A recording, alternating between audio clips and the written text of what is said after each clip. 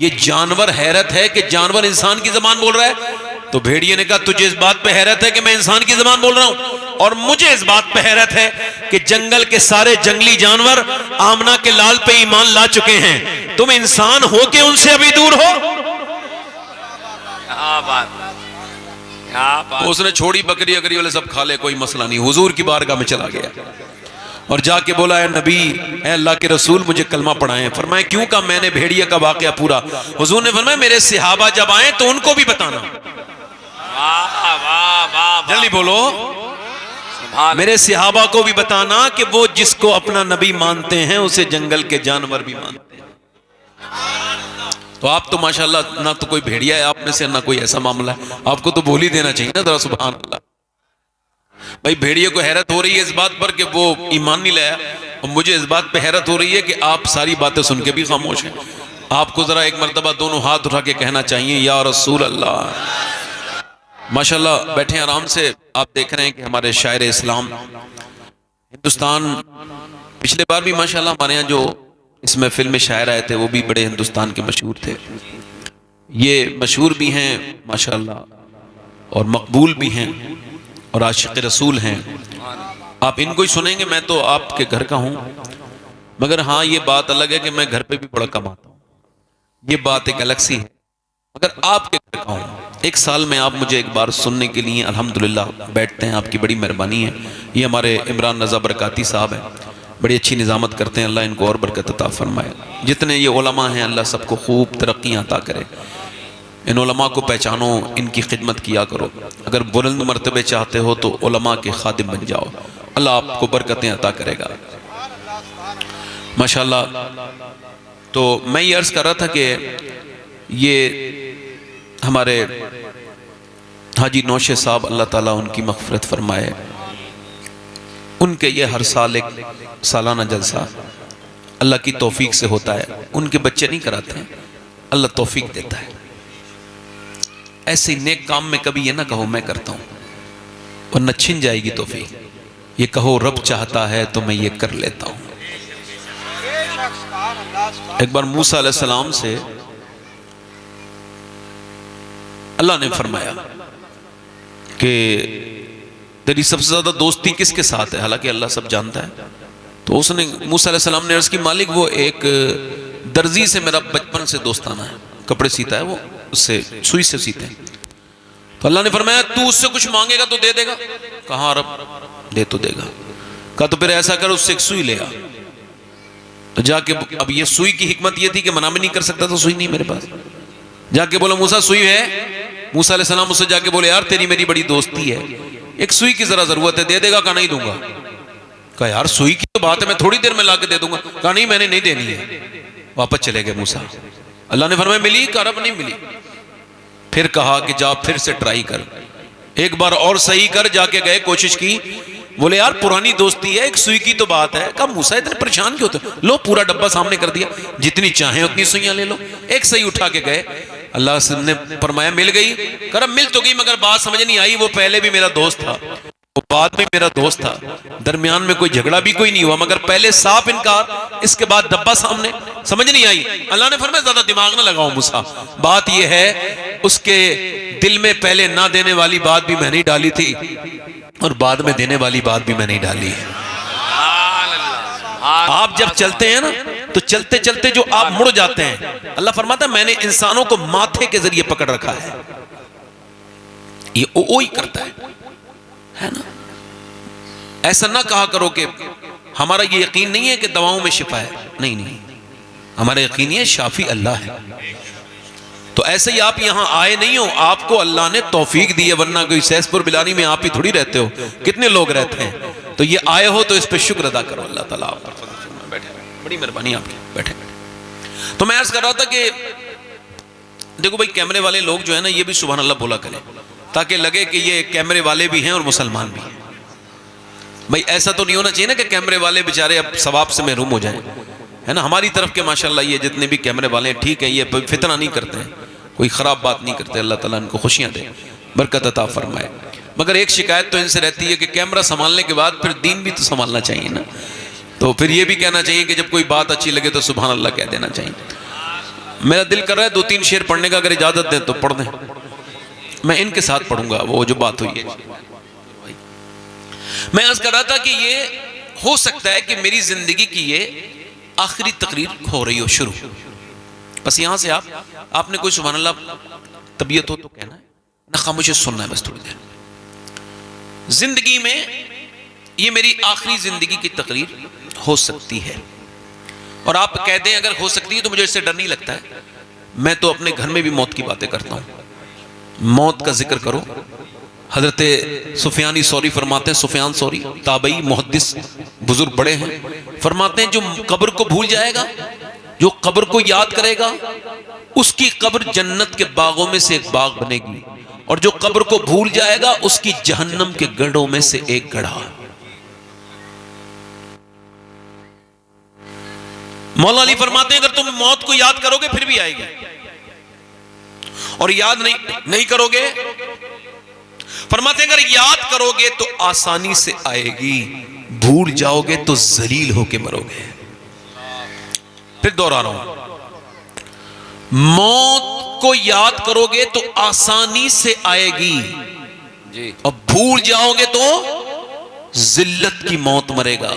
इसी वजह से मौला अली ने अपना घर जो बनाया था वो बिल्कुल कूफे के बाहर कब्रिस्तान के करीब, किसी ने कहा ए बाबुल इल्म, ए हिकमतों के बादशाह अली, ये इसमें क्या हिकमत है, बस्ती छोड़ी यहां पे आके बैठ गए आप और यहां घर बनाया है कब्रिस्तान के करीब। फरमाया इस वजह से कि मैं जब इनके पास बैठता हूं तो ये मुझे रब के कुर्ब का एहसास कराते हैं, मुझे अपनी आखिरत याद आती है, और ये जब इनके पास से चला जाता हूं तो ये मेरी गीबत नहीं करते। ऐसी कुछ बैठकें हैं जैसे उठेंगे आप आपकी गीबत शुरू। एक शेर कहा था किसी ने, वो कहते मुखलिसी है कि यारों की बज़्म से। शेर सुनिए आप, जो शेर समझते हैं वो भी समझें। वो कहते हैं मतलब सच्चाई में वो कहत पड़ा हुआ है, वो सूखा पड़ा हुआ है कि वो कहते मुखलिसी है कि यारों की बज़्म से गीबत निकाल दो तो फकत खामोशी बचे। अगर हमारी महफिलों से गीबत निकाल दो। मौला अली फरमाते हैं मैं यहां इस वजह से बैठता हूं, इस वजह से बैठता हूं कि यहां ये मुझे मौत के करीब कर देते हैं। अभी कोई 2 हफ्ते पहले मुझे बड़ा अफसोस हुआ सुन के, 3-2.5 हफ्ते हो गए। तो एक बच्चा हाफिज कुरान है, 15 साल की उम्र है, हिफ्ज भी कर चुका है, और अगले हफ्ते उसकी दस्तार है, उसने दौर भी निकाल लिया है। माँ बाप को बड़ी हसरत होती है ना। तो जुमे के दिन हाफिज साहब आए हैं और उन्होंने फिर नहाए और गुस्ल करके बाहर निकले, अचानक गिर गए हैं। तो डॉक्टर को जब दिखाया गया है तो डॉक्टर ने कहा ये तो इंतकाल कर चुके हैं, ये अब इस दुनिया में नहीं है। माँ को खबर हुई है, दौड़ती भी गई है, और फिर जाके अपने बेटे को देख के उसने पहली बात यही कही है, मेरे लाडले बड़ी अरमान थे और तुझे अपने आप से दूर भी रखा, कुर्बानियां भी दी, तूने मेरे बेटे परेशानियां भी उठाई। मेरी ख्वाहिश ये थी कि जब मैं मरूं तो मेरा बेटा मेरी कब्र पे जाके फातिहा पढ़े, मगर मेरे लाल ये तूने कैसा जख्म दिया है। उसके बाद बोली मेरे बेटे तुझे तो साफा बनना था। फिर पागलों वाली बातें करने लगी और अपना उसने दुपट्टा उतारा और बच्चे के सर पे बांध के बोली, लोगों देखो मैंने अपने हाफिज साहब के दस्तार बंदी कर दी है। इसका मतलब बिल्कुल साफ है कि जवानों की लाशें निकल रही हैं और बूढ़े खांसते हुए रह जा रहे हैं। अगर मौत उम्र के हिसाब से आती तो मेरे भाइयों कभी भी कोई मां के पेट में बच्चा नहीं मरता। अगर मौत उम्र के हिसाब से आती तो पैदाइश के बाद बच्चे नहीं मरते। मौत क्या है, शेख सादी कहते हैं मौत बिल्कुल भी एहसास नहीं होने देती। इसी वजह से हुजूर ने फरमाया, हाँ मेरे आका ने फरमाया, वो शख्स जो मैदान जिहाद में भी न जाए, उसके हाथ में तलवार भी नहीं है, मगर वो भी शहीद के साथ उठेगा। अर्ज की कौन का, जो मौत को कसरत से याद करता है। मौत की याद का हाल यह है कि अब जरा गौर कीजिएगा, मौत की हाल का यह है, मौत को याद करने वाला गुनाहों से दूर रहता है। 5 अक्टूबर को हैदराबाद में था मैं, तकरीर के बाद उन्होंने कहा एक साहब आपसे मिलने के ख्वाहिशमंद है। मैं, वो बहुत बड़े आदमी है, मैं कहा मैं बहुत बड़े लोगों से ज्यादा मिलना नहीं चाहता हूं, आप उनसे मना कर दीजिए। कह लेंगे नहीं वो बीमार हैं, आ नहीं सकते, प्रॉब्लम है। मैंने कहा अगर ऐसी बात है तो मैं चलता हूं। अब मेरी नियत बदल गई। हुजूर फरमाते हैं जो किसी अपने मोमिन भाई को देखने जाए ना बीमारी में, तवज्जो है कि नहीं? काहे में बोलो, अरे जल्दी बोलो ना भाई। बीमारी में अब तो अमीर को छींक आ जाए तो लंबी कतारें लगती हैं, गरीब की तो मैयत में भी लोग शामिल नहीं होते। अरे क्या फायदा होगा, गरीबी तो मरा है, रक्षे वाला भी तो मरा है, मजदूरी तो मरा है। मगर याद रखना, अमीर की मैयत में जाना इस नियत से सिर्फ कि वो अमीर है, ये कोई सवाब का काम नहीं, ये तो दिखावा है, रियाकारी है।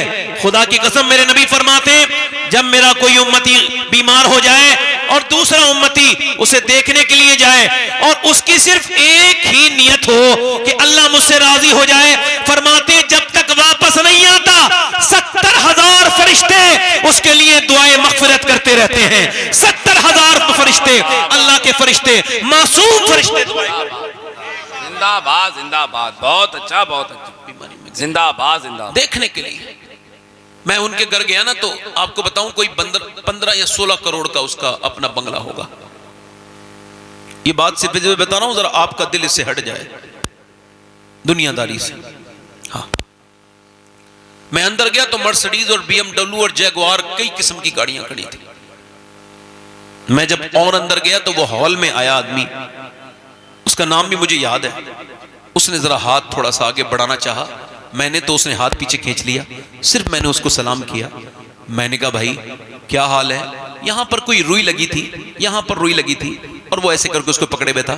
मैंने कहा क्या हुआ है? कहने लगे 23 साल से मैं गुटखा खाता था, बहुत शौकीन था, और इस बार रमजान में मेरे एक दाना निकला है जबान में, उसकी बायोप्सी करने गई है, और फिर जब वो आई है तो मेरा सारा नशा ढीला हो गया, मेरी सारी जितनी भी हिम्मतें थी सब टूट चुकी हैं, मैं आखिरी डिप्रेशन की आखिरी हद में हूं।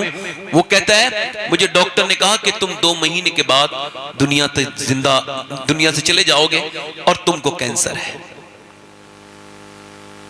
देखो मोबाइल मेरे पास भी है, आप सबके पास भी है, मगर थोड़ी देर के लिए मोबाइल से आप अपना दम छुड़ाएं। मैंने उसको जब देखा तो वो कहने लगा सैयद साहब, मैंने आपकी कई तकरीरें सुनी हैं, आपकी तकरीर सुनता हूं, आपसे ये कहना चाह रहा हूं कि जब तक मुझे ये खबर नहीं थी ना, जैसे ये खबर आई है अब जैगुआर और मर्सिडीज देखने को दिल नहीं करता। कहते मेरे किसी काम का नहीं, वो अमीरों के बड़े बड़े घर देख करके ललचाने वाले लोगों, ना ना मेरे भाइयों ऐसा ना किया करो। अपने नबी की हदीस सुनो, मेरे आका की ये हदीस आपको जिंदगी की शुरू से लेके आखिर तक आपको हिम्मत देगी।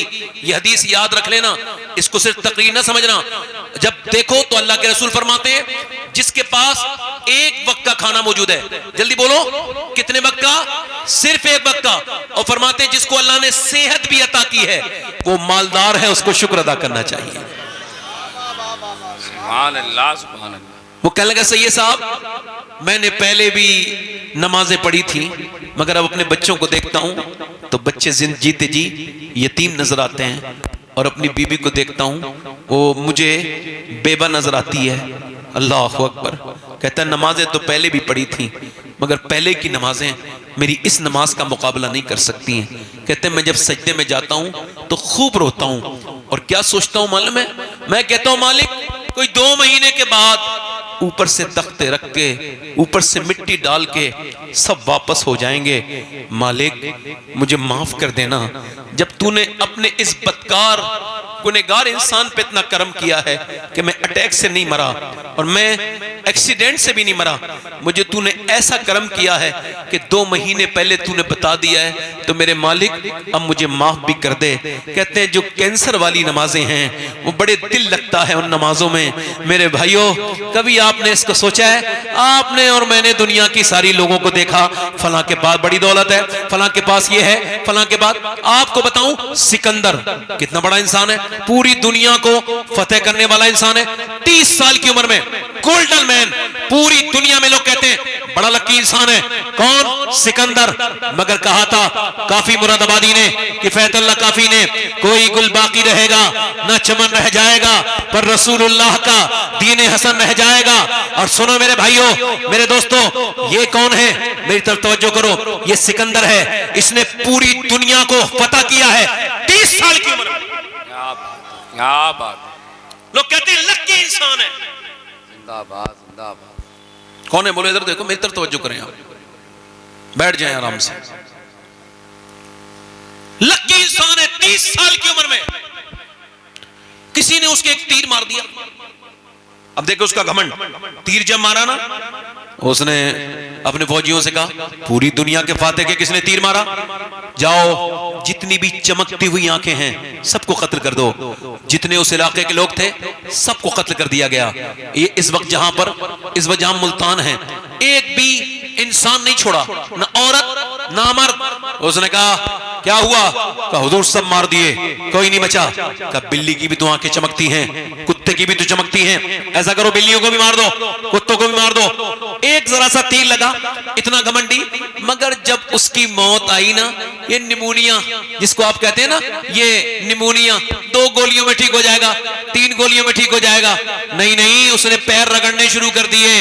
पूरी दुनिया को फतह करने वाला फातेह, पूरी दुनिया पे राज करने वाला, 30 साल की उम्र में एक दुनिया के हिस्से से दूसरे हिस्से तक और तीसरे से चौथे हिस्से तक पूरी दुनिया को अपनी हुकूमत में शामिल करने वाला एक ही दुआ कर रहा है, काश मैं अपने मुल्क में मर जाता।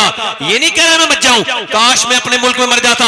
मगर एड़ियां रगड़ रगड़ के न जाने कितनी खराब मौत मरा। सुनो, 10,000 लोग मुसलमान खड़े हैं और वो चंगेज खां जिसके नाम के साथ दहशत आज भी चलती है। चंगेज जिसने खोपड़ियों का महल बनाया था, काय का महल बनाया था, खोपड़ियों का, वो भी मुसलमानों की, वही चंगेज खां, अल्लाह अकबर, वो आज लोगों से कह रहा है कत्ल कर दो। अब 10,000 लोग हैं, एक सब में 1,000, दूसरी सब में 2,000, तीसरी सब में 3,000, ऐसे इन्हें कत्ल कर दो।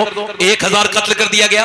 एक बुजुर्ग आगे खड़े थे, अल्लाह के वली, पीछे चले गए। फिर उसने तीसरे को दूसरी सब में को काटा, वो तीसरी में चले गए, और तीसरी को काटा, चौथी में चले गए, पांचवी को काटा, छठी में चले गए। जब नवी और 10वीं की बारी आई तो ये जो है चंगेज, ये मुस्कुराने लगा, है देखो ये समझता है तू बच जाएगा। ओए तू कैसे बचेगा, ओ बूढ़े, अब तो तू अकेला रह गया, अब कैसे बचेगा। कहने लगा मेरा रब बचाएगा तो बच जाऊंगा। वाह वाह वाह, मेरा रब जिंदाबाद जिंदाबाद। मेरा रब बचाएगा तो बच जाऊंगा। क्या मेरा रब बचाएगा तो, जल्दी बोलो, मेरा रब बचाएगा तो बच जाऊंगा। उसने कहा कैसे, कहा जब रब चाहेगा तो वही तो जाने कैसे बचाएगा। इतनी देर में इसे प्यास लगी, इसने अपनी बोतल उठाया, एक डिसबैलेंस हुआ, इसका एक पांव रकाब में उलझ गया और उसके बाद घोड़ा चलना शुरू हो गया। घोड़ा चल रहा है, ये कह रहा है लोगों रोको, मगर कोई नहीं रोक रहा है। ये कह रहा है लोगों रोको, फौजियों रोको।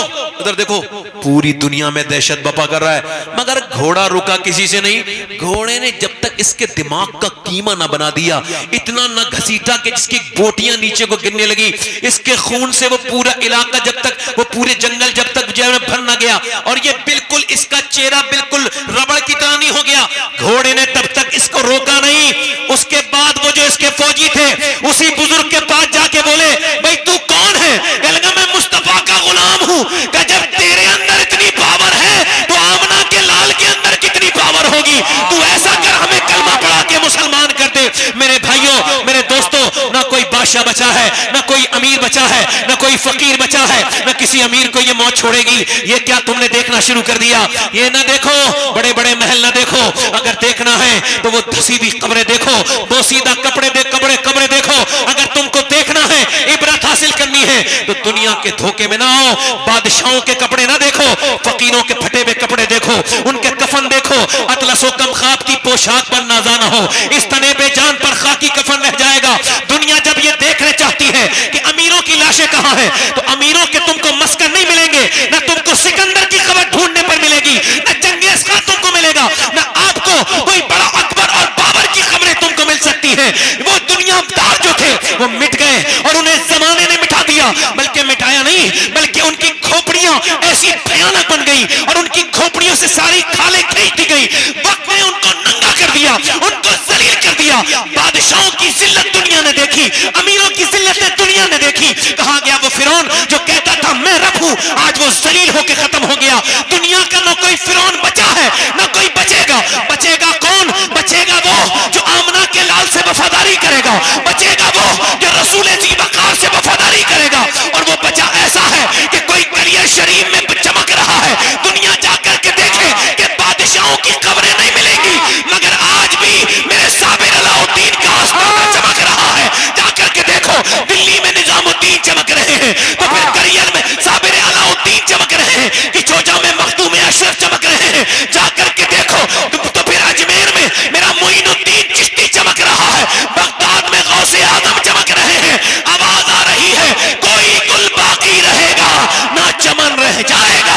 रसूलुल्लाह का दीन हसन रह जाए। नारे तकबीर।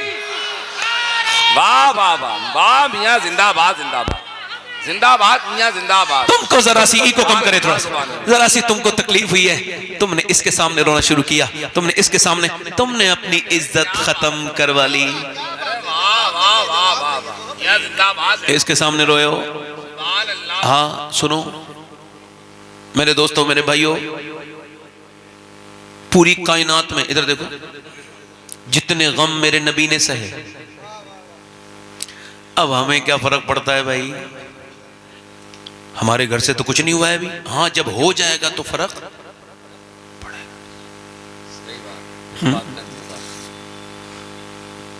अब देखें कि मुसलमानों ने सारी बातें हुकूमत पे रख दी।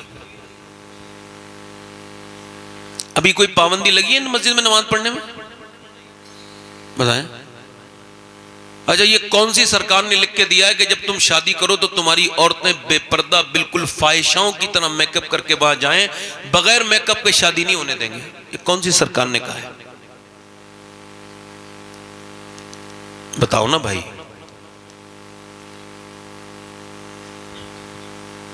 ये कौन सी हुकूमत ने ये पाबंदी लगाई है कि तुम्हारे घर में अब मुसल्ले नहीं बिछ सकते?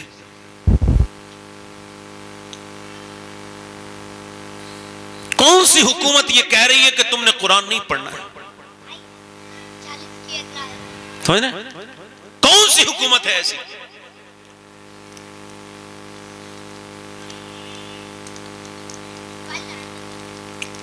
जब मुसलमान लड़कियां बुर्के वालियां जब होटलों से दरियाफ्त होने लगे, अल्लाह अकबर अल्लाह अकबर। जब इस्लाम की शहजादियां ओयो होटल से दरियाफ्त होने लगे, तो फिर भी मुसलमान चैन की नींद सोता है?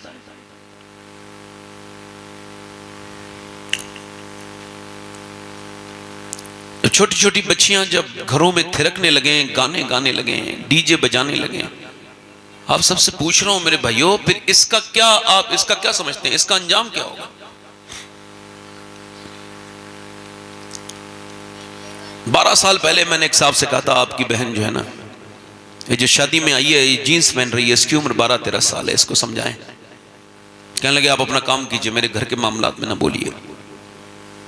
उसके बाद ये हुआ कि फिर 2022 में वही शख्स अपनी बेटी के सामने थाने में बैठा था और वो अपनी बेटी से कह रहा था, मेरी बेटी मैं तेरा बूढ़ा बाप हूँ, मेरी इज्जत बचा ले। पैरों में उसकी टोपी रखता था अपनी, तो वो कहती थी जब समझाने का वक्त था तुमने नहीं समझाया, अब मैं बहुत आगे जा चुकी हूँ। अल्लाह अकबर अल्लाह।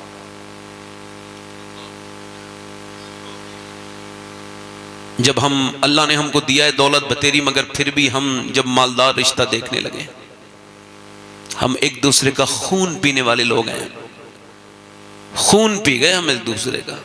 शादी बड़ी बड़ी की है तुमने, बड़ा नाम हो गया भाई, खाना बड़ा अच्छा था, मैं तो जाता ही नहीं किसी शादी में।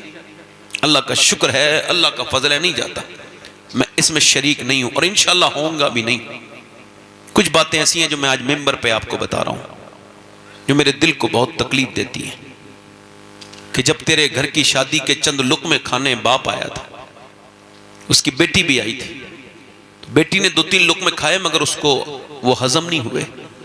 वो रात भर यही सोच के सो ना पाई कि मेरा बाप तो मजदूर है, इतना पैसा कहां से लाएगा।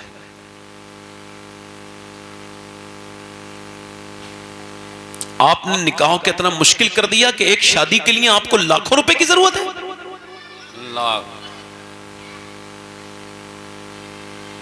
सीधी सादी शादी करने में आपकी इंसल्ट होती है। लोग क्या कहेंगे? लोग ये कहते हैं इन्ना लिल्लाहि व इन्ना इलैहि राजिऊन, और कुछ नहीं कहते लोग। क्या बात है। साहिल के तमाशाही है डूबने वाले पर, बहुत अच्छा। अफसोस तो करते हैं मगर इमदाद नहीं करते। हाजी हज करके आया है मगर बात क्या कर रहा है, ओ मेरे बेटे के लिए कोई अच्छा जहेज देखो, और 1,500 आदमी आएंगे, बस उसका खिदमत कर देना उनकी। यानी ये इतना बड़ा भूखा है और ये बेवकूफ है, बल्कि कहो भिख मंगा है ये, कि दोस्ती यारी तो इसने है, रिश्तेदारी भी है, वो अपने घर नहीं खिला सकता बेचारा, तो दूसरों के कांधे पे रख के ये बंदूक छोड़ना चाहता है। ये बदतमीज आदमी है, इसका दिमाग खराब है। आज के जमाने में अगर कोई नौजवान ऐसा लड़का हो, मैं सैयद हूं, इस महफिल में उसका हाथ चूमने के लिए तैयार हूं, जो ये ऐलान करे कि मैं जब शादी करूंगा बिल्कुल सुन्नत के हिसाब से करूंगा, बगैर किसी जहेज के, एक कप चाय भी नहीं, वैसे ही करूंगा जैसे मुस्तफा ने की थी। और याद रखो, कायनात में कोई इतना बड़ा नहीं हो सकता, बल्कि हुजूर की जूती के बराबर भी नहीं हो सकता। मेरे हुजूर ने अपनी बेटी, ना हुजूर की बेटी की तरह किसी की बेटी है, ना हुजूर के दामाद की तरह किसी का दामाद है।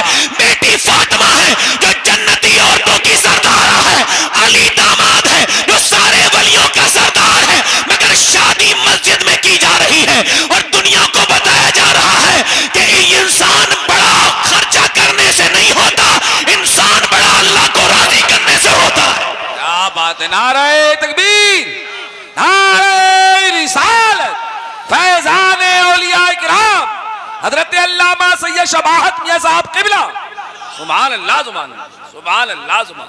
कोई लड़का अगर ऐसा हो जो ये कहे कि भाई मैं उस महफिल में उसके हाथ चूम लूंगा, उस नेक इंसान के, कि मैं जब अपनी शादी करूंगा तो अपने घर वालों से कहूंगा ना मुझे मंगनी चाहिए, ये सब खुराफात है, एक जाहिलाना रस्म है। मुसलमान शादी जब करेगा तो बगैर किसी जहेज के करेगा। जब उससे कोई पूछे क्यों, का इस वजह से मुझे बरेली के इमाम का ये शेर समझ आ गया है। का कौन सा शेर, का कौन देता है देने को मुंह चाहिए, देने वाला है सच्चा हमारा नबी।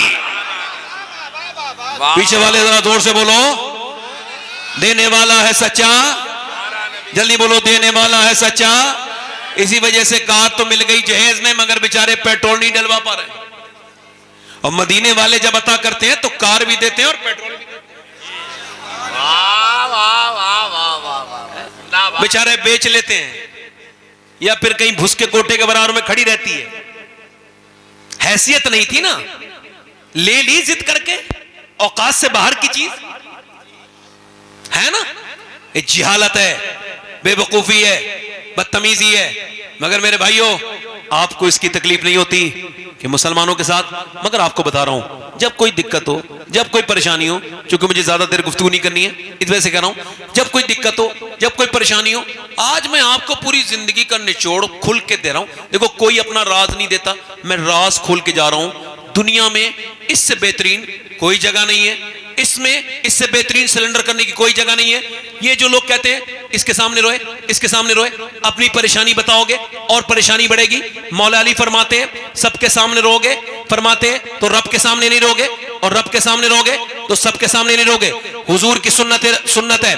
सुनो मेरे भाइयों, सुनो मेरे भाइयों, आपको कितनी तकलीफें आई हैं। हुजूर फरमाते सारे नबियों की तकलीफ अगर एक पल्ले में रख दो और मुझ मोहम्मद की तकलीफ एक पल्ले में रख दी जाए तो फरमाते मेरी तकलीफ का पल्ला भारी हो जाएगा। मैंने जितने गम, जितने दुख, जितने दर्द सहे हैं, इतने किसी ने नहीं सहे। मगर एक आप ज़ईफ हदीस भी नहीं सिखा सकते कि मेरे नबी पाक सल्लल्लाहु अलैहि वसल्लम ने कभी रोने के लिए किसी का कांधा तलाश किया हो, किसी के कांधे पे सर रख के मेरे नबी रोए हो। नहीं नहीं, मेरे मुस्तफा ने खुद भी और पूरी दुनिया के अपने उम्मतियों को यह पैगाम दिया है। अम्मी आयशा फरमाती है कि मेरे नबी पाक किसी के साथ तो कभी नहीं रोए, मगर जब रात होती थी तो मेरे नबी पाक इतना लंबा सजदा करते थे और हुजूर के इतने आंसू निकलते थे कि मेरे नबी पाक के आंसू घर के बाहर को निकल जाते थे। मेरा इमाम कहता है आंखें रो रो के सुजाने वाले, जाने वाले नहीं आने वाले। सुनो मेरे भाइयों, जब कोई तकलीफ आए तो बस मुसल्ला बिछाओ और रब से कह दो। क्या बात है, सुभान अल्लाह, तकबीर, नारे रिसालत। जिंदाबाद जिंदाबाद जिंदाबाद, रब से कहो, रब के आगे, सुभान अल्लाह, रब के आगे। सहाबा इकराम की जिंदगी देखो, लुट गए लोग, खत्म हो गए, मगर वो सहाबा वो 313 हैं। कितने हैं बोलो, कितने हैं? और उधर 1000 की फौज है। जरा तवज्जो करना भाई, थोड़ी देर ध्यान से सुन लो। कितनी फौज है बोलो? 1000। इन्होंने रात भर बकरे खूब खाए हैं, भून भून कर, इफरात है, शराबें पी हैं, नाच देखे हैं, गाने देखे हैं, और इनके हाथों में रस्सियां हैं। रस्सियां क्या कह रहे हैं? अबू जहल इतना ओवर कॉन्फिडेंस में, मैं इन रस्सियों में बांध के लेके जाऊंगा, इस रस्सी में बांध के लेके आऊंगा। हुजूर के बारे में कह रहा है ऐसे बांध के लेके आऊंगा, घसीट तवा। ओहो, इतना इतना इतना फख्र न कर। उधर मेरे नबी पाक ने, उधर मक्के की औरतों ने अपने जेबर दे दिए, अपने जेबर, लो ये सोना लेके जाओ, खत्म कर दो दीन को। उधर ये अपना माल दे रही हैं, उधर मदीने की औरतें जवान लड़के लेके आ रही हैं, हुजूर हमारे पास माल तो नहीं, मगर ये 18 साल का लाल है, इसको ले जाइए मेरे आका। उधर माल दिया जा रहा है, उधर लाल दिए जा रहे हैं। हुजूर ने फरमाया भाई मेरे सहाबा कहाँ हैं? देखो मैंने मक्का छोड़ा, मैं मदीने आ गया, अब वो हमारी तरफ चले हैं दुश्मनी के इरादे से। बोलो क्या ख्याल है, चलोगे? क्या ख्याल है? और सोच समझ लेना अल्लाह के रसूल किसने फरमाया, बोलो क्या ख्याल है? सहाबा इकराम बोले हम आपके साथ चलने के लिए तैयार हैं। हुजूर ने फरमाया सोच लो, तुम्हारे पास 7 तलवारें हैं, उनके पास 1000 तलवारें और नेज़े और भाले हैं। तुम्हारे पास सामान जंग का नहीं है, उनके पास सामान जंग का है। बोलो चलोगे मेरे साथ? सहाबा इकराम अर्ज़ करते हैं या रसूल अल्लाह, उम्मत ये मुस्तफा की है, मूसा की नहीं है। मेरे आका जान दे देंगे आपके ऊपर जब तक हमारी लाशों पे से नहीं गुजरेंगे आप। सहाबा इकराम मदीने से निकले हैं, ये पहली जंग है मुसलमानों की, इससे सीखना चाहिए। ये आपने क्या बात कर दी, कभी इधर झुके, कभी उधर झुके, कभी इस मजार पे, कभी उस मजार पे, अपनी बातें लेके जा रहे हो और सजदे तुम्हारे गायब हैं। जब तक सजदा नहीं करोगे ला ला ला कहीं कामयाब नहीं हो सकते। अजमेर गए और अजान हो गई, नमाज नहीं पढ़ी तुमने, या अल्लाह या वाह वाह। कभी इस मियाँ के सामने झुक गए, कभी उस मियाँ के सामने, कभी इसके सामने अपनी बातें कह दी। सुनो मेरी बात, मेरे नबी पाक ने सहाबा इकराम को जब तैयार किया, चलने लगे सहाबा। अच्छा ये बताओ वो कैसे सहाबा इकराम थे? कभी आपने इनके बारे में गौर किया सहाबा के? सुनो, उनके कपड़े फटे हुए थे, उन्होंने क्या किया था, खजूर चूस के रोजा रखा था। 7वां रमजान है, नबी पाक के गुलाम निकल रहे हैं और ये सहाबा इकराम निकल रहे हैं। उधर ये और मजाक उड़ा रहे हैं, ये देखो मुसलमानों की, ये लड़ने गए हैं उस फौज से जिसके पास नेज़े हैं, जिसके पास, इनके पास क्या है? ओ क्या है तुम्हारे पास? क्यों जा रहे हो? खुदकुशी करने जा रहे हो? न तुम्हारे पास तलवार है, न नेज़ा है, तुम्हारे पास क्या है? तो वो सहाबा इकराम कह लगे, ओ यहूदियों सुनो, हम तलवार पर भरोसा नहीं है, हमें तो अपने सरकार पर भरोसा है।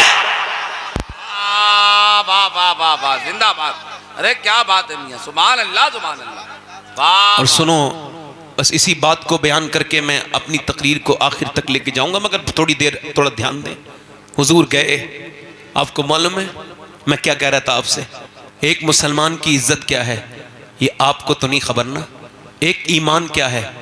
10 लाख लड़कियां मुसलमानों की चली गई, मुसलमानों को नींद भी आती है, रात को वो सुकून से सो भी पाते हैं। कुछ गैरत वाले लोग हैं, आपको बताऊं, एक मुसलमान की ईमान की अहमियत समझना सिर्फ, और ध्यान से सुनना, जीस की आखिरी हिचकी है, गौर से सुन, जिंदगी भर का खुलासा इसी आवाज में है।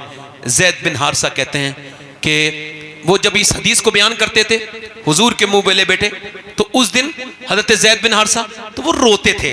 क्या कि जब नबी पाक के ऊपर पत्थर मारे गए, जब हुजूर के ऊपर कंकरी मारी गई, पत्थर मारे गए, और वो कहाँ है? ताइफ में। हुजूर बैठते हैं तो हुजूर को उठा के मारते हैं, फिर उठ जाते हैं तो फिर बैठ के मारते हैं। हुजूर को सरकार एक पांव उठाते हैं, दूसरा, इतने आपके मारे गए, इतनी आपके कि ज़ैद बिन हारिसा कहते हैं हुजूर की पंडलियां फट गईं मेरे नबी पाक की, और फिर हुजूर को कहते हैं मैं हुजूर को उठा के और लेके आया बाग में, लहू लुहान है पूरा जिस्म मेरे पैगंबर का। मेरे ताया बचपन में जब ये बात ताइफ वाली बयान करते थे तो उनकी आंखों में मैंने मोटे मोटे आंसू देखे थे। वो कहते थे बेटे जब तुम्हारा इश्क रसूल थोड़ा हल्का होने लगे तो हुजूर के इस ताइफ को याद कर लेना कि उस पैगंबर इस्लाम पे पत्थर मारे गए और कितने, एक दो नहीं, पिंडलियां फटी हैं, पूरा जिस्म लहूलुहान है। ये मेरे पैगंबर की ये शान है कि ज़ैद बिन हारिसा कहते हैं उतबा बिन रबिया का बाग था, हुजूर का दुश्मन था, मक्के का था, मगर उसकी प्रॉपर्टी यहाँ पे थी, यहाँ पर रहता था। उसने कहा ये देखो बहुत बुरा किया है इनके साथ, अपने गुलाम अद्दास से कहा लो ले जाओ और ले जाके उनको ये अंगूर खिलाओ। हुजूर के पास वो अंगूर आए। अब तवज्जो करना, हुजूर ने बिस्मिल्लाह शरीफ पढ़ी और बिस्मिल्लाह, अब जब हुजूर ने अंगूर खाया तो उसने कहा आप बिस्मिल्लाह क्यों पढ़ रहे हैं, यहाँ तो कोई बिस्मिल्लाह नहीं पढ़ता। फरमाया तुम कहाँ के रहने वाले हो? कहा मैं नैनवा का रहने वाला हूं। सरकार ने फरमाया जहां के यूनुस हैं? अर्ज की जी मैं वहीं का रहने वाला हूं। अगर आप यूनुस को कैसे जानते हैं?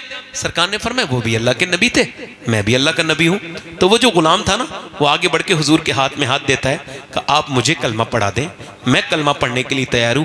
जैद बिन हारिसा कहते हैं लहू लुहान इतने सरकार कि एक दिन अम्मी आशा ने पूछा या रसूल अल्लाह, ये जो ओहद के पहाड़ वाले ओहद की जंग में आप पर जुल्म हुआ है, और ये जो आपके चचा के नाक कान काट के उनके कलेजे को चबाया गया है, और ये जो मुसअब बिन उमैर की लाश पर जो ये आपको क्या पता ये इस्लाम क्या है?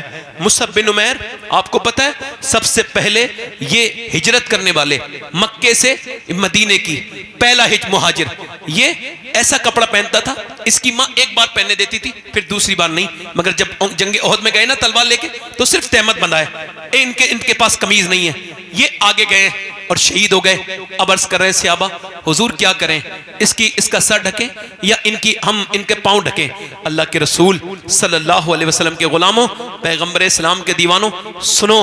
हुजूर ने फरमाया मेरे इनका आप ऐसा करो, सर की तरफ से ढको और पांव पे घास डाल दो। हजरते अमीर हमजा के पूरा कफन नहीं है और यहां से डालो, हमको क्या खबर है, इनके सर ढक दो और पांव पे इनके घास डाल दो। मगर मेरे पैगंबर इस्लाम के दीवानों सुनो, मेरे नबी पाक ने फरमाया आयशा इस ओहद वाले दिन से सख्त दिन था जब मैं ताइफ में गया था और मेरे ऊपर पत्थर मारे थे। 80 किलोमीटर दूर मेरे नबी पाक पैदल गए थे और उन्हीं जख्मों के बाद 80 किलोमीटर दूर वापस भी आए थे। जब उस अद्दास ने ये कहा ना गुलाम ने कि मैं कलमा पढ़ने के लिए तैयार हूं, तो मेरे नबी पाक जैद बिन हारिसा कहते हैं इतने जख्मों के बावजूद हुजूर मुस्कुराने लगे, मेरे सरकार मुस्कुराने लगे। यानी एक आदमी ईमान लाया है तो मेरे नबी पाक इतने जख्मों के बाद मुस्कुराए हैं। ये बताओ जब कोई ये कहता था कि भाई इसको रात को नींद नहीं आती तो मुझे भी नींद नहीं आती, लोग कहते हैं शायरी है, मगर कुरान ने कहा अजीजुन अलैहि मा अनित्तुम हरीस, तुम्हारा मशक्कत में भी पड़ जाना मेरे महबूब पर गिरा गुजरता है। हजरत मुफ्ती अहमद यार खनईमी फरमाते हैं कि जब उम्मती के पाँव में कांटा लगता है तो मेरे नबी को तकलीफ होती है। आज ये कौन सा दिन है? ये बद्र का दिन है। वलक़द नसरकुमुल्लाहु बिबद्रिन व अंतुम अज़िल्ला, ये बद्र वाला दिन है। एक कौन सा बद्र वाला दिन है कि 313 एक तरफ खड़े हैं, एक तरफ 1000 खड़े हैं। ये पूरी रात इन्होंने खाया है, पिया है, सोए हैं, दनाए हैं, और इधर ये सहाबा पूरी रात इबादत करने वाले हैं। इन्होंने पैगंबर इस्लाम ने आज सजदे में सर रखा है, जहां मस्जिद अरीश है इस वक्त में सर सजदे में रख दिया है। हजरत अबू बकर सिद्दीक कहते हैं मैंने हुजूर की चादर देखी कि सर से नीचे गिर रही है, मैं फिर चादर रख देता हूं, मगर हुजूर के जो आंखों के आंसू है ना उससे बद्र की रेत भीगने लगी है। मेरा इमाम कहता है आंखें रो रो के सुझाने वाले, जाने वाले नहीं आने वाले, आंखें कुछ कहती हैं तुझसे पैगाम, ओ दरे यार के जाने वाले। मेरे नबी पाक मालूम है क्या अर्ज कर रहे हैं, ऐ मेरे करीम जो मैंने पत्थर खाए ना ताइफ में, तो वो सारे पत्थर जो मेरे ऊपर ऊंट की ओजड़ियां रखी गई और जो मेरी गर्दन को दबाया गया, तो सब कुछ मैंने किया तो ये 313 इकट्ठा कर पाया हूं। ये 313 तेरे महबूब की पूरी जिंदगी की कमाई है। ये मेरा अबू बकर, ये मेरा उमर, ये मेरा उस्मान, ये मेरा अली। मेरे मालिक देख इन पे इन्होंने खाना तक नहीं, इन्होंने सिर्फ खजूर की गुठली चूस के रोजे रखे हैं, इनके पेट बिल्कुल खाली हैं। ये देख कैसे तेरे नाम पर आए हैं। मेरे मालिक तेरे रसूल की ये पूरी जिंदगी की कमाई है। अगर ये 313 आज मिट गए तो दुनिया में तेरा नाम लेने वाला कोई नहीं होगा। मैंने सारी तकलीफें बर्दाश्त करके पेटों पे पत्थर बांध के मेरे रब मैंने ये तैयार किए हैं, अगर आज ये दुनिया से खत्म हो गए तो कयामत तक तेरा कोई नाम लेवा नहीं होगा। हजरत अबू बकर सिद्दीक कहते हैं हुजूर रोते रहे, बहुत लंबा, इतना लंबा सजदा कभी देखा नहीं। मेरे नबी पाक ने सारा काम करके अपने सजदा किया है, आप सजदे क्यों नहीं करते? आपको कोई दिक्कत आए तो आप इधर उधर क्यों देखने लगते हैं? आप सजदा क्यों नहीं करते? मेरे नबी पाक ने सजदा किया है, वस्जुद वक्तरिब, सजदा करो अल्लाह के करीब हो जाओ, सजदा किया है मेरे नबी ने। हजरत सहाबा कराम कहते हुजूर अर्ज करते हैं मालिक मेरी मदद फरमा, अपने पैगंबर पे करम फरमा। हुजूर जब रोए हैं अल्लाह का ऐसा फजल हुआ है कि हुजूर ने आंख सर उठाया है और हुजूर मुस्कुराए हैं। अचानक एक कोने में हवा चली चली है और कुछ रेत उड़ने लगी। सहाबा कराम हजरत अली अर्ज करते हैं, या रसूल अल्लाह वो कैसी हवा चली है? फरमाया हवा नहीं चली है, ये लैंडिंग हुई है। यहाँ पर जिब्राइल उतरे हैं 500 फरिश्तों के लिए। फरमाया 500 फरिश्तों के लेकर के जिब्राइल उतरे हैं, फिर उधर हवा चली है। फरमाया अब इसराफील उतरे हैं उधर 500 फरिश्ते लेके। सरकार ने फरमाया मुसलमानों चलो। अब वो मुसलमान जिनके हाथों में क्या था? खजूर की डंडियां। कहा हुजूर कुछ तो दीजिए, लड़ेंगे काय से? खजूर की डंडियां काट काट के दे दी। ये तेरी तलवार, ये तेरी तलवार, ये तेरी तलवार। जिसे हुजूर तलवार कह दे, खुदा की कसम कायनात की कोई चीज तलवार उसे हरा नहीं सकती। फरमाया ये तेरी तलवार है, ये तेरी तलवार है, ये तेरी तलवार है। मेरे नबी पाक के गुलामों, ये मेरे रसूल के गुलाम चले और तारीख गवाह है इस्लाम की कि उन भूखे सहाबाए कराम ने, वो जो रोजे से थे, उन सहाबाए कराम ने अपने हाथों में वो खजूर की डंडी लेके जब अल्लाहू अकबर का नारा लगाया है, इकबाल कहता था हट न सकते थे। अगर जंग में अड़ जाते थे, पांव शेरों के भी मैदान से उखड़ जाते थे, तो उससे सरकश हुआ कोई तो बिगड़ जाते थे। देखा चीज ही क्या, हम तोप से लड़ जाते थे। जब वो सहाबाए कराम आगे बढ़े हैं और जब उन्होंने खजूर की डंडी उठाई है, हैरत की बात यह थी कि आज खजूर की डंडी सर काट रही थी। इससे पहले कभी खजूर की डंडी ने किसी को काटा नहीं था, मगर जब कटवाने वाला आमना का लाल हो तो फिर कुछ भी हो सकता है। इधर सर कट रहे हैं, उधर कुफ्फारे मक्का कट कट के गिर रहे हैं। उनके अंदर एक भगदड़ मची, एक बेचैनी शामिल हुई और वो बिल्कुल होपलेस हो गए। बोले भागो, हम मुसलमानों से जीत नहीं सकते हैं। कहा क्यों नहीं जीत सकते? कहा उस तरफ देखो। उन्होंने उधर देखा। अब ये जब दौड़े, उन्हीं दौड़तों में एक आदमी दौड़ रहा था, उसका नाम उमैया था, बिलाल के सीने पे पत्थर रखने वाला, बिलाल की गर्दन में रस्सी डाल के पूरे मक्के में घसीटने वाला। बिलाल ने उसको देखा, बिलाल उसके पीछे भागे। वो मोटा था, ज्यादा देर भाग ना सका। बिलाल ने जाकर के उसके मुंह पे घूसा मारा, वो जमीन पे गिरा। बिलाल को देखने लगा। बिलाल ने कहा मैं देखता क्या है? ये बिलाल का घूसा नहीं है, ये तो इस्लाम का घूसा कुफ्र के मुंह पे लगा है। नारे तकबीर, नारे रिसालत, फैज़ाने औलियाए किराम। सुभान अल्लाह, सुभान अल्लाह, जिंदाबाद जिंदाबाद। हुजूर ने सजदे किए हैं, हमारे तो सजदे खत्म हो गए। मेरे भाइयों, आपने सजदा क्यों नहीं किया?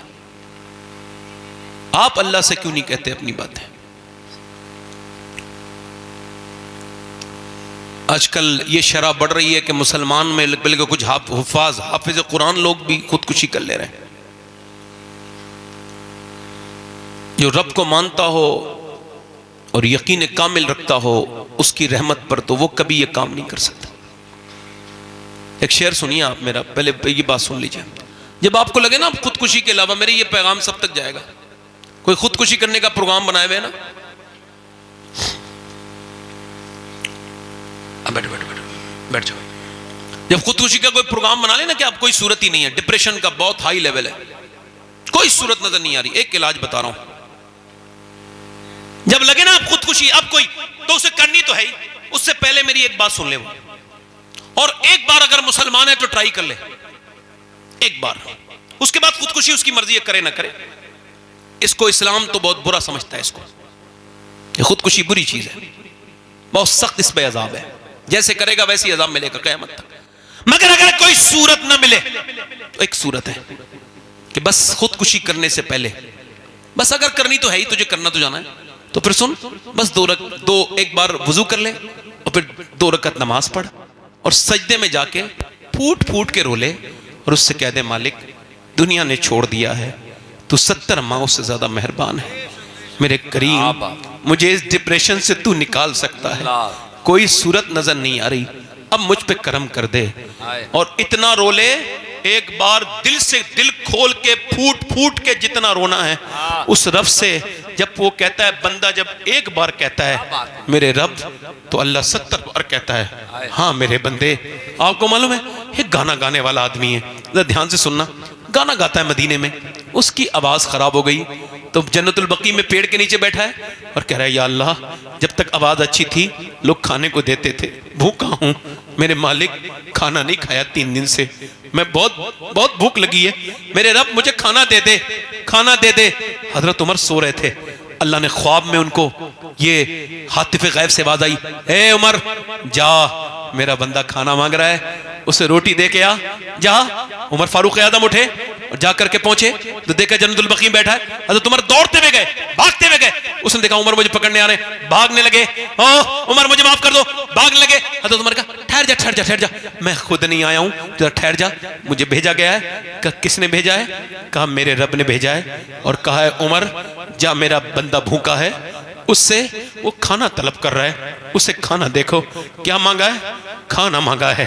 कितना करीम है वो, एक बार उससे कह के तो देखो कि मालिक मैं तेरे ही बंदा हूं, सिलेंडर करके देखो, बहुत गुनाह कर लिए हैं, उससे कहो मालिक कि हमको माफ कर दे। मेरा ईमान ये है एक सजदा तेरा मुकम्मल नहीं होगा कि तेरे दिल से ये दिल ख्याल निकाल जाएगा और तुझे रब करम कर देगा, क्योंकि ऐसा हो नहीं सकता कि कोई रब को पुकारे और रब उसके काम पे उसके काम ना। बहुत अच्छा मियाँ, बहुत अच्छा, जिंदाबाद जिंदाबाद, सुभान अल्लाह सुभान अल्लाह सुभान। मगर अब हमने इस तरफ कहां देखा है? सजदों से हम दूर हैं, बहुत दूर हैं मेरे भाइयों, सजदों से बहुत दूर, बस दुनियादारी में लगे हुए हैं। याद रखना ये मौत सारी दुनियादारी निकाल देगी। आज के बाद मेरी एक बात याद रखना, बस ये एक बात, जब भी कोई दिक्कत परेशानी हो तो किसी के सामने नहीं रोना है। बस कहां मौलाना रूम लिखते हैं, एक बादशाह था, शौकीन था शिकार का। यहां भी कुछ लोग बैठे होंगे शिकार के। अच्छा, शिकार के जो लोग शौकीन होते हैं शिकार के वक्त में पागल हो जाते हैं तकरीबन, वो याद ही नहीं रखते मैं कहां पहुंच गया हूं, कौन सा जंगल आ गया है, बस शिकार के पीछे पीछे पीछे पीछे ओ बिल्कुल। अब वो पागल वो चला गया बड़ा दूर, अपने फौजियों से हट गया, उसके फौजी अब उसे ढूंढ रहे हैं, मिल नहीं रहे। वो प्यास के एक सहरा में चला गया, उसके पांव, उसकी घोड़े की जो पांव है उसमें बिच्छू ने काटा है, मर गया घोड़ा। अब ये बगैर सरो सामान के, अल्लाह मुझे बचा ले, मैं यहाँ रेत वाली मौत सहरा की नहीं मरना चाहता, मुझे कुछ काम करना है दीन का, मुझे छोड़ दे। था तो नेक आदमी मगर फंस गया। अब जब फंसा अल्लाह का करम ऐसा हुआ, हल्की सी आंख लगी है तो बिल्कुल सामने एक झोपड़ी नजर आई, वो झोपड़ी में गया और जाकर के उसने कहा मुझे प्यास लगी है, बिल्कुल जबान सूख के काटा थी, मौत के करीब था, प्यास पानी मिलेगा। एक बाबा बैठा था देहाती, काला पी ले।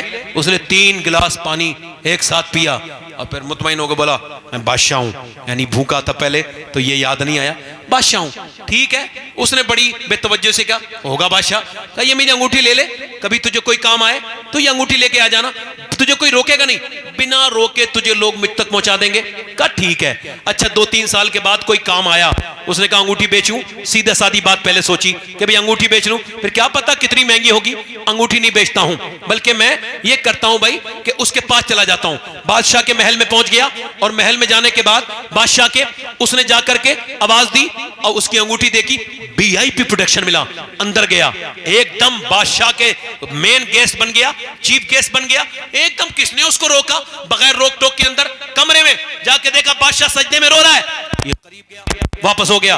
बादशाह ने आवाज दी, कौन आया था? उसने सलाम पहनने के बाद कहा फौजियों ने कहा एक आदमी आया था, पकड़ के लाओ। कहा क्यों आए थे, कौन हो? कहा हुजूर ये अंगूठी। हाँ पहचान लिया, एक तूने मेरी जान बचाई, बोलो क्या बात है, क्या मसला है तुम्हें? हाँ कोई परेशानी आई थी, सोचा आपको बताऊं। कहा फिर वापस क्यों हो गए? कहा लंबा सफर तय करके आया, मगर जब आपको देखा तो आप भी किसी के सामने रो रहे थे, तो मैंने सोचा उसके सामने क्यों रोऊं जो किसी और के सामने रो रहा है, उसके सामने ना रोऊं जहां बादशाह भी रोते हैं। तकबीर, दारे रिसालत, बस लगे आला हजरत हुजूर सैयद शफात मियां साहिब किबला जिंदाबाद। मियां बहुत बढ़िया, सुभान अल्लाह, लाजवाब। मेरे भाई कब तुम सजदा करोगे? कोई एटम बम इतनी ताकत नहीं रखता जितना एक मोमिन का सजदा ताकत रखता है ना? अच्छा मेरी तरफ देखें आप, ये जो बच्चे जो बुज़दिल बनते हैं इनको कौन बनाता है बुज़दिल? अच्छा पहले तो सुन लीजिए आप, ये बच्चे जैसे झूठ बच्चा बोलना सीखता है तो इसको कौन सिखाता है? मालूम है आपको? मालूम? नेचर फितरत के एतबार से बच्चा बड़ी अच्छी चीज है। अब जैसे ये मेरा बच्चा है, अब ये है, बैठ जाओ बेटे बैठ जाओ, जाओ अम्मी के पास जाओ बेटे, ले जाओ। मैं क्या अर्ज कर रहा था आपसे, अब वो बच्चा एक कमरे में अंदर बैठा है, ये साइकोलॉजी समझ ली थोड़ी सी। देखो जो लोग ये उठ के बैठ रहे हैं, बैठ के उठ रहे हैं, इनसे गुजारिश करता हूं कि आप या तो बैठ जाइए या तो उठ ही जाइए, और थोड़ी देर बैठ के सुन लीजिए आप थोड़ा सा। एक दो लोग हैं ऐसे जो हरकत कर रहे हैं इस तरह की, बैठ जाए। बच्चा कमरे में है, अब वो झूठ बोलना नहीं सीखा है अभी तक, सीखेगा मुस्तकबिल में, चूंकि मां बाप झूठे। अब जब उससे कुछ शीशे का सामान कुछ टूटा है जो बड़ा जरूरी था, तो अम्मा को खबर आई है कोई धमाका हुआ है, अंदर गई है मां, किसने तोड़ा है? अब बच्चा झूठ बोलना कब जानता है, मैंने तोड़ा है। बाप आया, मां ने बाप के सामने एक दिल जोर से थप्पड़ उसके मुंह में मारा। उसको पहले तो यही समझ नहीं आया मारा क्यों है। साइकोलॉजी ये कहती है कि बच्चे को जो कि छोटा होता है 4-5 साल से, इसको जब कोई मारता है तो उसको खबर ही नहीं होती पिट को रहा हूं। खैर ये थोड़ा समझदार समझ आया इसको कि मैं सच बोला तो इसने मुझे मारा। बाप ने भी डांटा, बदतमीज, एकदम नसीहत लग गई। 2-3 साल के बाद फिर बच्चा उसी कमरे में था, वही सामान टूट गया, आवाज हुई धमाका, किसने तोड़ा? मां अंदर गई, किसने तोड़ा? मुझे नहीं पता। कहा तुम्हारे अलावा तो कोई नहीं? कोई जंगले में से कोई आ गया होगा, कोई परिंदा औरिंदा, मुझे तो नहीं पता, ये विंडो खुली है, मुझे नहीं पता अम्मा।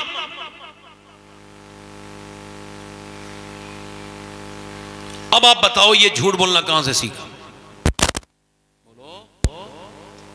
अगर मां ये कह देती बेटे झूठ बोल, तुम सच बोले हो, ये बड़ा मुबारक है, ये टूट गया कोई मसला नहीं। किसने सिखाया इसको? किसने सिखाया? अगर मां ये कह देती कि बेटे ये तुमको झूठ नहीं बोलना है और ये सच बात तुमने बोली है, इस पे अप्रिशिएट करती हूं, तुम्हें मैं शाबाशी देती हूं, तो बच्चा खुश हो जाता। मगर सुने आप, गौर करें, तवज्जो करें, बच्चा सच्चा बन जाता।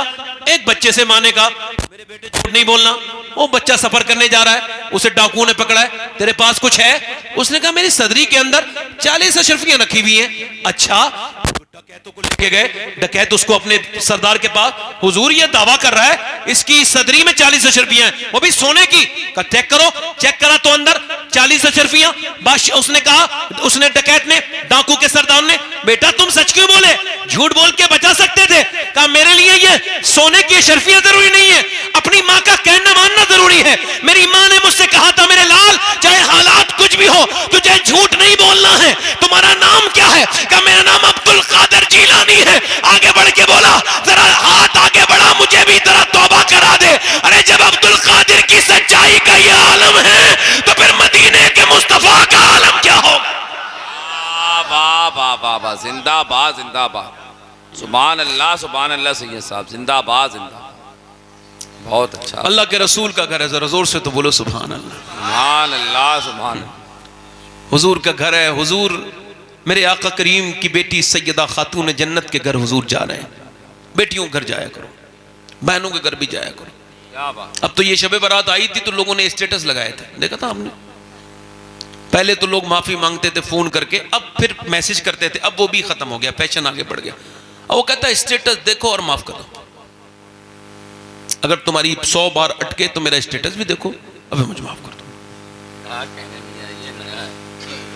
अच्छा, कुछ लोग स्टेटस लगाते हैं, बड़ी बीमारी है स्टेटस वाली, मैंने अपनी जिंदगी में कभी नहीं लगाया। स्टेटस का मतलब होता है हालात, और हालात अल्लाह के अलावा किसी को दिखाने नहीं चाहिए, ना बताने चाहिए। क्या ख्याल है आपका? है ना? अब वो स्टेटस लग रहा है भाई। कुछ लोग तो ऐसी इतनी ये समझे बेचैन लोग होते हैं कि ये चेक करते हैं मेरा स्टेटस किस किसने देखा, फलां ने देखा, फलां ने देखा, फलां, यार उसने नहीं देखा। अरे तो उसको डायरेक्ट भेज देना यार फोटो, तुझे दिखाना ही है तो इतना परेशान क्यों है? मगर लोगों की ज़हनियत कौन बदलेगा? ये स्टेटस देखो। अच्छा, पहले के लोग, आपको याद होगा, आप में से शायद किसी को याद हो, पहले खत का रिवाज था, खत लिखे जाते थे, न ये मोबाइल था न टेलीफोन था। अब एक खत आया है और और वो खत पढ़ा जा रहा है मोहल्ले में बैठ के। देखो कहां से कहां दुनिया आगे नहीं बढ़ी, पीछे चली गई दुनिया। इस देखो खत पढ़ा जा रहा है, मामू ने खत लिखा है शहर से, सब कह रहे हैं अब खत सुने, आप कैसे हैं, आप कैसे हैं, आप कैसे हैं, आप फला फला बच्चा कैसा है। पड़ोसन एक बूढ़ी औरत भी है, वो भी आके बैठ गई है, इसका भाई क्या पता मेरे बारे में कुछ लिखे। पड़ोस वाली बूढ़ी अम्मा कैसी हैं, बूढ़ी अम्मा रोने लगी कि मेरा नाम भी इसके भाई ने ले दिया। क्या मोहब्बतें थी, क्या वो अब तो माँ बहनों के घर जाया करो, भाइयों के अपनी बेटियों के घर जाया करो। अल्लाह के रसूल अपनी बेटी के घर गए। आखिरी बात सुना रहा हूं, ध्यान से सुनना।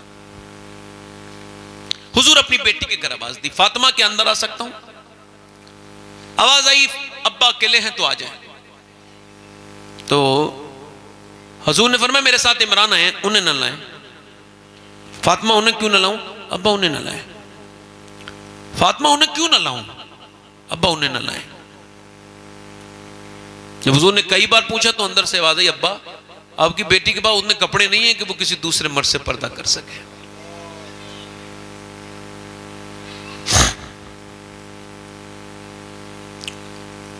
और हुजूर ने फिर अंदर चादर भिजवाई और हुजूर फिर खुद अंदर गए। आवाज दी, देखा तो पूरा चेहरा पीला है और आंखों में गड्ढे पड़े हुए हैं, गड्ढे पड़े हुए, उर्फ आम में गड्ढे ही कहते हैं। आंखों में गड्ढे पड़ रहे हैं। कहा क्या हुआ है फातिमा? कहा अल्लाह का शुक्र है। मेरी बेटी बताना, आज तो बेटी आके पहले फोन पे ही बता देती है, अगर उसकी मर्जी का सूट ना मिले ना तो उसी पे झगड़ा हो जाता है। अच्छा, औरतें चाहती हैं कि उनके मर्द उनकी बात माने, क्या ख्याल है मम्मा जी? हैं? अच्छा ये बताओ, चाहती ये है कि उनके मर्द उनके कहने माने, मगर वो सच के मर्दों को नहीं दिखाएंगी, जिसने कपड़े ला के दिए, जिसने सारा काम करके दिया, जिसने बेचारे ने अपना पेट काट के तेरी क्रीम और पाउडर का खर्च उठाया है, उसको वही बगैर धुलावा मुंह दिखा रही है, वही बगैर जो है वो बिस्त्री के कपड़े फटे पुराने। अब जब तू जिसको दिखाएगी वही तो तेरे दिल से। अब वो जा रही है तो शादी में कपड़े अच्छे पहन के। इससे ये पूछो जाहिल, जहां तू जा रही है और वही तुझे बिगड़े हुए बेकार मनहूस किस्म के बदतरीन लोग देखेंगे, जो मोहल्ले के सबसे बेकार होते हैं, वही शादियों में ताकते हैं। तो उनसे जाके अब पूछ तू कैसी लग रही है, तुझे वो बताएंगे। आला हज़रत फरमाते औरत को अपने मर्द के लिए पर्दा करना, अपने मर्द के लिए मेकअप करना चाहिए। इस्लाम ने कहा इस वजह से कि इसकी तबीयत इधर उधर न जाए, अपनी बीबी पे उसका दिल बिल्कुल मुतमईन रहे और उसके लिए वो मेकअप भी करे। अल्लाह के रसूल की बेटी सैयदा फातिमा ज़हरा का तरीक़ेकार ये था कि मौला अली फरमाते हैं फातिमा ने अपनी पूरी जिंदगी में कभी मुझसे कुछ नहीं मांगा। मैंने जब उनसे पूछा फातिमा दुनिया में मियां बीवियों में झगड़े होते हैं कि ये ला दो वो ला दो, मगर आप मुझसे कभी कुछ मांगती नहीं, तो सैयदा फातिमा ने कहा मेरे रब ने मुझे इतना अपने करीब कर लिया है मेरे अब्बा की तरबियत से कि अब अल्लाह के अलावा फातिमा किसी और से मांगती नहीं है, फातिमा किसी और से मांगती नहीं है। अल्लाह अकबर। अल्लाह के रसूल अपनी बेटी के घर गए हैं, देखा तो चेहरा बिल्कुल पीला है। ये कौन है? ये शहजादी रसूल है। कोई शहजादी इनके बराबर हो सकती है? अरे कैसे हो सकती है? अम्मी आयशा फरमाती है फातिमा ज़हरा वो हैं जिनका चेहरा हुजूर की तरह, जिनके होंठ हुजूर की तरह, वो चले तो हुजूर की तरह लगे, वो बोले तो हुजूर की तरह। हुजूर ने फरमाया फातिमा कुछ चेहरा कमजोर है, क्या हुआ है? अच्छा सुने, कुछ बातें सुन ले। हुजूर एक और दिन हुजूर अपनी बेटी को बुलाने के लिए गए। कहां गए बोलो? अच्छा, तो हुजूर अंदर गए तो सैयदा ने कहा जी अब्बा तशरीफ लाएं। तो कहा फातिमा मैं बुलाने आया हूं आपको, चले? बहुत अच्छी बात। कह लेंगे नहीं जाऊंगी। अब्बा मैं कहा फातिमा क्यों? कहा मेरे सरताज अली जो घर पे नहीं है, पहले उनकी इजाजत लूंगा। क्या बात है, क्या बात है, पहले उनकी इजाजत। वाह, पहले उनकी इजाजत उसके बाद अल्लाह अकबर। अच्छा हुजूर को नाराज होना चाहिए था यार, अली की क्या मेरे सामने, क्या अली? मैं वैसे भी हुजूर के सामने अली क्या है? कोई कुछ नहीं। वो जो ना थे तो कुछ ना था, और वो जो ना हो तो कुछ ना हो। क्या बात। हुजूर नाराज नहीं हुए, बेटी की पेशानी को चूमा और फरमाया फातिमा तुझे अभी तक मेरी बातें याद है। सुभान अल्लाह, सुभान अल्लाह, सुभान अल्लाह। कुछ गैप गुजरा ना, कुछ गैप, तो हजरत अली भी आ गए। हुजूर ने फरमाया यार अली तुम आ गए, मैं आपका इंतजार कर रहा था। जी हुजूर क्या हुक्म है? फरमाया वो फातिमा को बुलाने आया था, तो ये कहती हैं कि जब तक आप इजाज़त नहीं देंगे तो हज़रत अली ना आगे अंदर गए और हाथ पकड़ के बोले ये आपने क्या किया, मैं ग़ुलाम हूँ हुजूर का, चला जाना चाहिए था। और रोने लगे हज़रत अली। सैयदा ने हाथ पकड़ के कहा मेरे सरताज आप बिल्कुल भी दिल थोड़ा ना करें, ये आपकी मर्जी से जाना ये मेरे अब्बा की मर्जी है। क्या बात है, वाह वाह वाह वाह मियां वाह वाह वाह वाह, आपकी मर्जी से जाना। जिंदाबाद। आज बेटियां जरा सी प्रॉब्लम में है थोड़ी सी तो आप और चढ़ा देते हो उनको, घर बिगड़वा लेते हो, थाने कचहरी करते हो। हुजूर ने आवाज दी मेरी बेटी को क्या हुआ है? सब बेटी वाले बैठे हैं यहाँ पे, किसी की नहीं है तो बहनें होंगी। कहा फातिमा को क्या हुआ है? अल्लाह का शुक्र है अब्बा, बताना मेरी बेटी क्या हुआ है। अल्लाह का शुक्र है मेरे अब्बा। और मेरी बेटी फातिमा बताना क्या हुआ है। अल्लाह का शुक्र है अब्बा। फिर हुजूर ने कई बार पूछा तो फिर बेटी है ना, तो फिर बोली अब्बा और कोई बात नहीं है, बस 5 दिन से मैंने कुछ खाया नहीं, तो पेट से मेरे पत्थर बंधा हुआ है। तो हुजूर ने फिर सर पे हाथ रख के कहा मेरी बेटी अगर 5 दिन से तुमने कुछ नहीं खाया तो तुम्हारे बाप को आज 9 दिन हो गए। एक बार ट्रेन में मैं बड़ा लंबा चल गया तो मुझे वक्त नहीं मिला कि मैं खाना खाता, और वो वक्त तकरीबन 27 घंटे का गुजरा कि मैंने एक बार खाना नहीं खाया।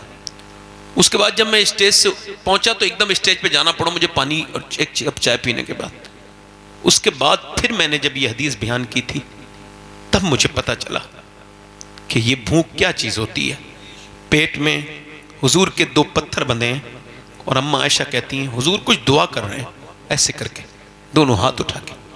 कभी मैं किसी रक्शे वाले मुसलमान को देखता हूँ तो दिल करता है इसका हाथ चूम लूँ। क्यों? ये तो एक अल्लाह का दोस्त है कि ये रिज़्क अपने बच्चों को खिला रहा है, और दूसरा कहता हूँ ये वही आदमी है जिसके लिए हुजूर ने दुआएं की हैं। तो हुजूर के पेट पे पत्थर बंधा है और दुआ कर रहे हैं अल्लाह मेरी उम्मत कभी भूखी ना मरे, मेरी उम्मत कभी भूखी ना मरे, मेरी उम्मत कभी भूखी ना मरे। अल्लाह अकबर। इस पैगंबर से हमें मोहब्बत करनी थी, हमने उससे वैसी मोहब्बत नहीं की। कभी भूलें हुजूर आपको? बताओ मेराज की रात हुजूर जब रब के करीब गए, लोग कहते हैं हुजूर को माज़अल्लाह गैब नहीं, अल्लाह सबसे बड़ा गैब है, और कोई गैब क्या तुमसे नेहा हो भला, जब ना खुदा ही छुपा तुम पे करोड़ों दरूद, सुम्मा दना फतदल्ला फकान काबा कौसैनी औ अदना। अल्लाह के मा ज़ाग़ल बसर व मा तग़ा। अल्लाह फरमाता है मेरा महबूब इतना करीब आया कि जितना तीर कमान के करीब होता है, जरा जोर से तो बोलो, इतना करीब से, और मुझे देख रहा है। पूरी कायनात में एक ही तो विक्टिम है, एक ही तो हुजूर, एक ही तो, अब बताओ एक ही तो है गवाह जिसने रब को देखा है, हुजूर है। और फिर अल्लाह फरमाता है कि वो मूसा थे जो बेहोश हो गए थे, ये मेरा महबूब है, इसकी आंख न थोड़ी बड़ी हुई न थोड़ी छोटी हुई, बल्कि ऐसे ही मुझे देखता रहा मेरा महबूब। अब उसमें मांग क्या रहे हैं? उसमें क्या मांग रहे हैं? उसमें अपने उम्मती के बारे में बात कर रहे हैं, मेरे रब मेरे उम्मत का सवाल। अब जब कब्र में रख दिया गया हुजूर को, तुरबत अथर में हुजूर की कब्र शरीफ जहां है वो अर्श से अफजल जगह है, हुजूर को जब कब्र में रख दिया गया, आखिरी बात कर रहा हूं मेरे भाइयों, हजरत अब्दुल्लाह इब्न अब्बास कहते हैं मैंने हुजूर को आखिरी बार देखना चाहा तो फिर मैंने कफन हटाया हुजूर का मुबारक, तो कहते हैं हुजूर के लब हिल रहे थे, मैंने कान रखा तो किसी ने पूछा किसको याद कर रहे थे? बोलो बोलो, अबू बकर को, अपने सिद्दीक को? नहीं नहीं। अपने उमर को? नहीं नहीं। अपने अली को? नहीं नहीं नहीं। अपनी फातिमा को बेटी को? नहीं नहीं। हसन हुसैन को? का नहीं नहीं। हुजूर के लब हिलते थे और हुजूर कहते थे उम्मती उम्मती उम्मती उम्मती अल्लाह। बस ये आखिरी तकरीर से ये गुजारिश है, कम से कम 10 मिनट हुजूर के लिए निकालो और एक 10 मिनट दुरूद शरीफ पढ़ा करो कम से कम दिन में। अपनी बातें सबसे शेयर ना करो, रब से शेयर करो, और जो मिल गया उस पर शुक्र अदा करो। वालिदैन अगर हैं, ये अजमत वालिदैन प्रोग्राम है, चूंकि हर साल होता है तो मैंने उस टॉपिक पे कई बार गुफ्तगू की है, उस पर गुफ्तगू नहीं कर रहा हूँ, बस इतना कह रहा हूँ माँ बाप बगैर मरे समझ में नहीं आ सकते। मैं क्या कह रहा हूं बोलो? अभी नूर भाई पढ़ेंगे, आप सब सुनेंगे इंशाल्लाह। बगैर मरे माँ बाप समझ में नहीं। और फिर बाद में समझ में आए भी तो ये फैशन है हिंदुस्तान का कि पहले बाप को रुलाएंगे फिर उसकी मैयत पे रोएंगे बाद में, दिखावे के लिए। जीते जी उसके हाथ चूमो। हाँ, कि मेरे कत्ल के बाद उसने जफा से तौबा, हाय उस जोरे पशेमा का पशेमा हूं। बाप की तरह कोई दोस्त नहीं हो सकता। बाप बड़ा है। बाप की खिदमत करो, माँ बाप से प्यार करो, माँ से प्यार करो और अपने रब से तौबा किया करो। सजदों में अपना दिल लगाओ। देखो मैंने आज आपको क्या बात समझाई है, जब भी कोई प्रॉब्लम आनी है आपको तो सुन्नत रसूल ये कि आपको सर सजदे में रखना है। कभी कांदा तलाश नहीं करना है, मुसल्ला तलाश करना है। ठीक है, अल्लाह ताला आपको हर किसी दुनिया के किसी इंसान के सामने न रुलाए, जब भी रुलाए अपने नहीं रुलाए। यूं ही आबाद रहेगी ये दुनिया, हम ना होंगे तो कोई हमसा होगा, कोई गुल बाकी रहेगा ना चमन रह जाएगा, पर रसूलुल्लाह का दीने हसन रह जाएगा। काफी मुरादाबादी ने जब अंग्रेजों के सामने झूल रहे जाले थे उस पर वो फांसी के फंदे पर, तब उन्होंने अजमते अहले बैत बयान की है का नाम शाहाने जहां मिट जाएंगे लेकिन यहां हश्र तक नामो निशाने पंजतन रह जाएगा। अतलसो कम ख्वाब की पोशाक पर नाजा न हो, इस तने बेचान पर खाकी कफन रह जाएगा। आप सबका सलाम कह दूं, मैं मदीने जा रहा हूं 5 दिन के बाद, कह दूं जाया करो मदीने। ये अल्लाह का शुक्र है मेरा बेटा ये तीसरी बार जा रहा है। ये इस मामले में मुझसे बड़ा है कि मैंने 27 साल की उम्र में देखा था मदीना और इसने 6-7 साल की उम्र में मदीना देख लिया और तीसरी बार हुजूर इसे बुला रहे हैं। मैं ये चाहता हूं कि पूरी दुनिया मदीने वाले की दीवानी हो जाए। क्या बात है, आमीन आमीन अल्लाहुम्मा आमीन। ये झगड़े हमारे यहां से खत्म होने चाहिए। सलाम दुआ करा करो, किसी मोमिन को न छोड़ो, सलाम करो। सलाम ऐसी चीज है, बाबा फरीदुद्दीन गंज शकर फरमाते तुम सलाम करो, सलाम करो, बस तुम्हारे सलाम से वो बरकतें होंगी। मैं गुजारिश करता हूं कि अब हमारे इमरान बरकाती भाई से कि कारी गुलाम नूर मुजस्सम साहब की वो ऐलान करें, चूंकि वक्त बड़ा हो गया है, इनको छपरा जाना है। अल्लाह ताला इन पर फजल फरमाए। तौबा करें, अस्तगफिरुल्लाह रब्बी मिन कुल्लि ज़म्बि व अतूबु इलैह, पढ़ी जी ला इलाहा इल्लल्लाह मुहम्मद रसूलुल्लाह। मैं यही बैठा हूँ, आप लोग आराम से इंशाल्लाह सुनेंगे, पूरा जाएंगे तो नहीं इंशाल्लाह। लक़द काना लकुम फ़ी रसूलिल्लाहि उस्वतुन हसना, सदक़ल्लाहुल अज़ीम। अस्सलामु अलैकुम व रहमतुल्लाहि व बरकातहू। एक शेर पढ़ दूं? अरे नहीं, एक शेर खाली। अभी नहीं।